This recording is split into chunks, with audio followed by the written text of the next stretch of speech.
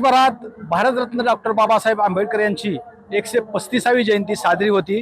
त्याचप्रमाणे धाराशिवमध्ये सुद्धा मोठा उत्साह जी आहे ती जयंतीच्या निमित्तानं आपल्याला पाहायला मिळतोय।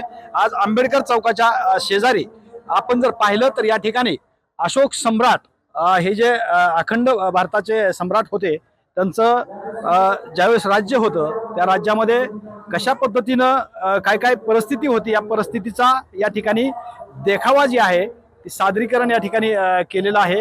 या ठिकाणी ती देखावा जी आहे ती बनवलेला आहे। महत्त्वाचं म्हणजे प्रत्येक परिस्थितीनुसार त्या परिस्थितीनुसार ते चित्र जे आहेत ते या ठिकाणी लावलेले आपल्याला पाहायला मिळतंय। युद्धाचे प्रसंग असतील किंवा इतर काही प्रसंग असतील महत्त्वाचे ते सगळे प्रसंग या ठिकाणी लावण्यात आलेले आहेत। आणि हे देखावा जे प्रत्येक वर्षी आंबेडकर जयंतीनिमित्त देखावा बनवतात, देखावा व्यवस्थित मांडणी केली जाते ते गणेश वाघमारे आपल्या बरोबर आहेत। कशा पद्धतीनं ही चित्रण तुम्ही केलं, प्रत्येक वर्षी तुम्ही हे उभा करताय? प्रथम भारतरत्न डॉक्टर बाबासाहेब आंबेडकर यांच्या जयंती दिनानिमित्त मी सर्व भारतवासियांना शुभेच्छा देतो। आमचे धाराशिवमधले जे फुले शाहू आंबेडकर सेवाभावी संस्था संचलित फुले शाहू आंबेडकर उद्यान कृती समितीच्या वतीने प्रत्येक वर्षी महामानवाचा महाजयंती महोत्सव साजरा केला जातो।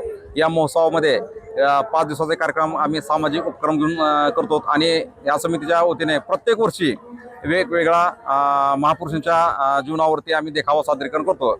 यावर्षी जे भारताचे अखंड योद्धा हे म्हणजे भारताचा बादशाह अशोक सम्राट चक्रवर्ती यांचं जीवनकालीन कलिंग युद्धाचं देखावा आम्ही सादरीकरण केलेलं आहे समितीच्या वतीनं। आणि ह्याचे जे कलाकार आहेत ते कलाकार शशी माने असतील, विशाल सरोदे, शिवलिंग व विनोद माने वगैरे यांच्या संयुक्त विद्यमाने हा देखावाचं सादरीकरण केले जाते समितीच्या वतीनं।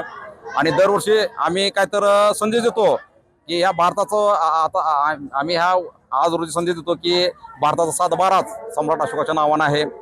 सम्राट अशोक सारखा योद्धा होणार नाही, अद्वितीय असा योद्धा आहे। आणि बाकीचे काय काय कार्यक्रम तुम्ही आज घेताय?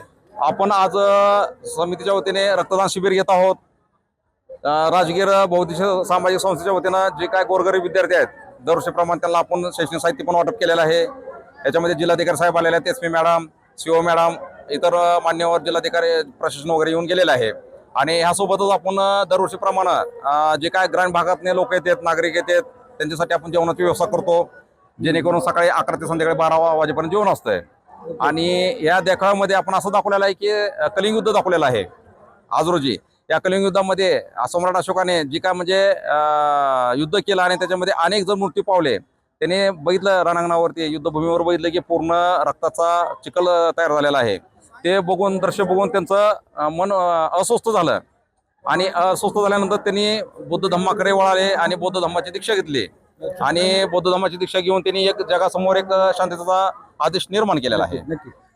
एकंदरीत जर पाहिलं तर प्रत्येक वर्षाप्रमाणे याही वर्षी ही देखावा जी आहे ती त्याचं सादरीकरण करण्यात आलेलं आहे।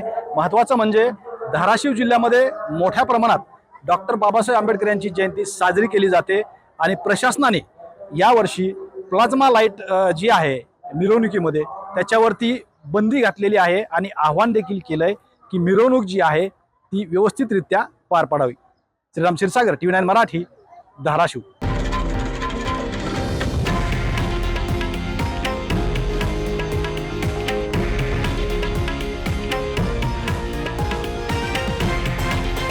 हे आहे देशातील नंबर 1 न्यूज नेटवर्क आणि आपण पाहत आहात TV9 मराठी, एकमेव।